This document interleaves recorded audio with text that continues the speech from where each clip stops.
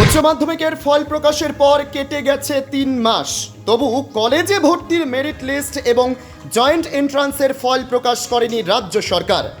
অভিযোগ, এর ফলে অনিশ্চয়তার অন্ধকারে ঠেলে দেওয়া হচ্ছে লক্ষ লক্ষ ছাত্রছাত্রীকে। এই অবস্থার প্রতিবাদে আজ পশ্চিম মেদিনীপুর জেলার বেলদায় পথে নামল এআইডিএসও। পথ অবরোধ ও বিক্ষোভ কর্মসূচিতে নেতৃত্ব দেন রাজ্য কমিটির সম্পাদক মণ্ডলীর সদস্য ও জেলা সম্পাদক সন্দীপন জানা এবং রাজ্য কমিটির সদস্য ও জেলা সভাপতি কমরেড সায়ন্তন ওঝা।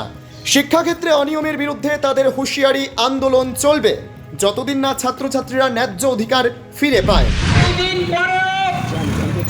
কলেজের ভর্তি প্রক্রিয়াকে সম্পূর্ণ করতে পারলো না বন্ধুগণ, আমরা এই ঘটনায় উদ্বিগ্ন। আপনাদের বাড়ির যদি কোনো সন্তান থাকে, খোঁজ নিয়ে দেখুন আপনার বাড়ির সন্তানটি কলেজে ভর্তি হতে পারছে না। কি কারণে বন্ধুগণ? এই লক্ষ লক্ষ ছাত্রদের ভবিষ্যৎ নিয়ে ছিনিমিনি খেলছে সরকার। এই সরকারের উচ্চ শিক্ষানীতির পরিকল্পনা আমরা বানচাল করব। এই দাবিতে আজকে আমরা পথ অবরোধ কর্মসূচি করলাম। এই দাবিতে আমরা আজকে রাস্তা অবরোধ করছি। Bureau report, জজবাত 24 Bangla.